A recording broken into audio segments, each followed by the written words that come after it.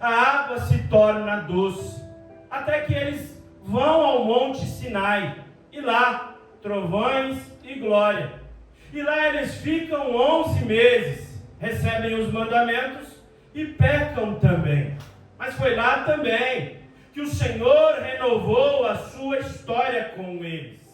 De lá, eles seguiram para Cádiz Barneia, e lá o medo, infelizmente, tomou conta. Os espias, ao verem gigantes muito maiores do que ele, se entregaram. E a história de Israel é também a história do nosso retrato hoje. Ao nos depararmos com situações que parecem muito maiores que as nossas forças, nós damos lugares ao medo. É verdade. Dívidas, doenças, o desemprego. O medo fala mais alto. Mas me permitam falar uma palavra no seu coração. Aleluia. Ainda que há um gigante, uma muralha na tua frente, ainda que tudo esteja atrasado, ainda que a febre esteja alta, ainda que o desemprego esteja na porta, todavia a promessa continua de pé. Eu vou repetir para você entender.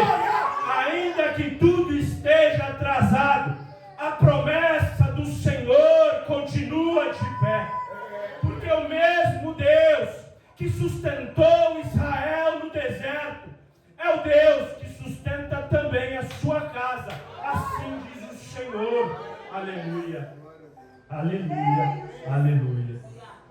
Depois de 4 décadas no deserto, o povo retorna a Cádiz Barneia. E lá, no primeiro mês em Cádiz, Miriam, irmã de Moisés, morre. 7 dias de choro em meio às tendas. Será que nós confiamos que o Senhor diz uma palavra, mesmo em meio ao sofrimento? Moisés levanta a tenda. O povo murmura. Uma orientação divina é dada. Moisés erra, mas o milagre acontece. Porém, Moisés e Arão recebem uma sentença de não mais entrar na terra prometida. Mas ouça, mesmo que você tenha errado, não desista de buscar ao Senhor, porque Ele é misericordioso para conosco. Aleluia, aleluia. Moisés levanta a tenda, parte para Edom e no Monte Or. O irmão mais velho de Moisés, Arão, morre aos 123 anos. 30 dias de choro em meio à tenda. Será que confiamos que o Senhor diz uma palavra ao nosso coração em meio às lágrimas? Moisés levanta a tenda, parte para Arate, levanta uma serpente de bronze em Edom e chega em um poço em Bir. E lá, sem eles clamarem, questionarem ou murmurarem, Deus faz água jorrar. Aleluia! Esse Deus é poderoso. E aqui vai uma palavra ao teu coração. Antes que a sua oração seja feita, o Senhor já está trabalhando ao teu favor. Aleluia! Mesmo que as lágrimas estejam correndo nos teus olhos nesse exato momento, o Senhor já está escrevendo a tua vitória, porque Ele é bom para conosco, assim diz o Senhor. Aleluia! Aleluia! Oh, Espírito Santo! De Bir, 15 quilômetros até Gaza, e lá é travada uma dura batalha contra Sion, rei dos amorreus. E quem me entende, diga amém. Amém. Amém. Olhe para mim, dobre tua atenção, porque agora começamos a entrar no texto ora lido por nós. Naquele dia, depois da batalha contra Sion, rei dos amorreus, 2 trombetas de prata são levantadas na frente do arraial. Um som alto, agudo e fragmentado é tocado. As tribos se levantam Judá, Isacar e Zebulon levantam a sua bandeira. Por último vinha a tribo de Dan. Olha aí. Moisés, o líder, vira-se para o norte e diz: vamos para o norte. Eita glória. Porém, Salmão, líder de Judá, se aproxima de Moisés com uma voz temerosa e diz: Moisés, ao norte não fica a cidade de Argobe?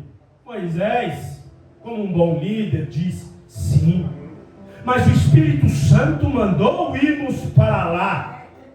Salmão insiste: mas Moisés, lá é um labirinto de pedras, mais de 1.500 metros acima do mar.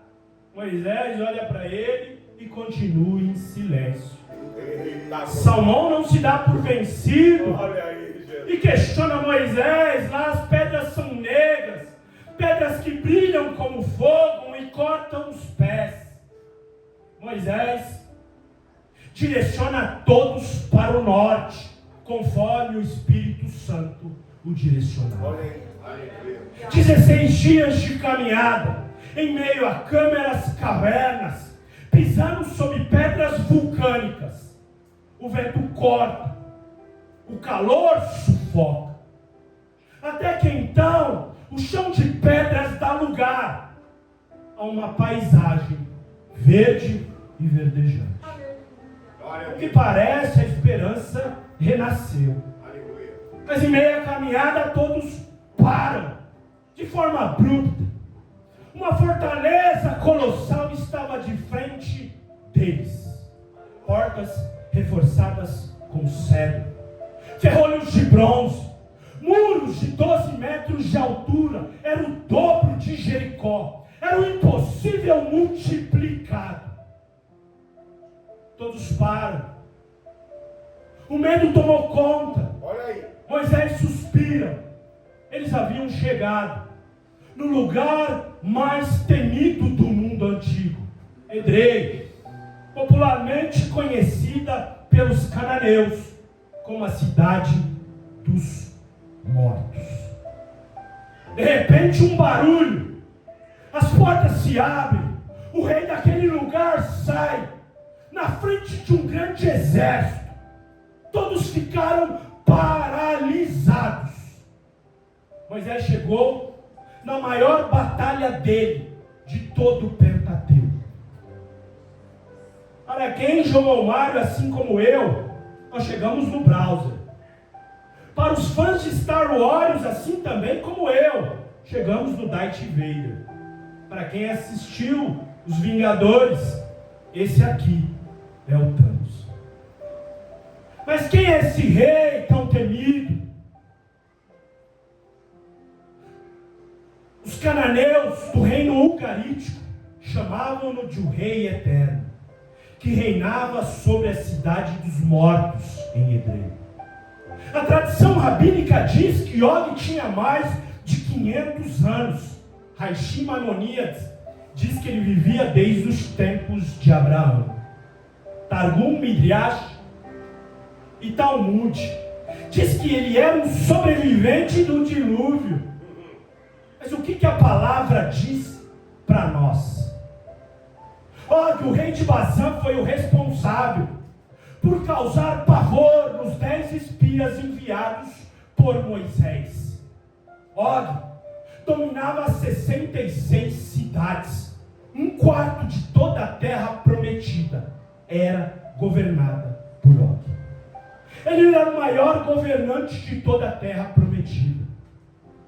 Josué, Neemias, Salmos 135 e 136 falam da força de Og. Sua cama era de ferro, 4 metros de altura por 1,80 de largura. Golias tinha 3 metros de altura e espantou um exército inteiro. Og era 1 metro maior. Ele era da altura de um elefante africano. Esse era o gigante que estava frente a frente com Moisés, com Josué e com toda a geração de jovens. Deus conduzia um povo ao seu lugar mais temido, para enfrentar o seu maior medo. E tem gente aqui que sabe o que é isso. Quantas vezes queremos trocar o caminho no Waze para um caminho mais fácil, para um caminho que nós conhecemos, mas os planos de Deus não são assim. Deus conduziu o seu povo ao lugar que não havia saída, para enfrentar o maior gigante de todo o Antigo Testamento, na cidade mais temida do mundo antigo. E há momentos que Deus nos conduz assim também, para que nos prove que a nossa força não é o suficiente, para que Ele mostre para nós que a vitória sempre dependeu dEle. Durante 9 meses eu orei, eu chorei, e uma escada sozinho na zona norte de São Paulo. Deus havia me dado uma esposa, uma família, uma responsabilidade de sustentar um lar. Eu ganhava pouco, trabalhava longe de casa, num lugar ruim. Não dava para voltar atrás, porque o caminho para trás era um labirinto de pedras. Aleluia. A única coisa que me restou foi chorar durante 9 meses, em uma escada, na saída de emergência, sozinho, clamando ao Senhor. Eu não tinha faculdade, eu não tinha perspectiva nenhuma de melhora, e tinha uma família para sustentar. E quantos aqui não se encontram da mesma forma? Talvez o seu gigante seja a responsabilidade de sustentar um lar quando lhe falta recursos. Talvez o seu gigante seja as suas emoções.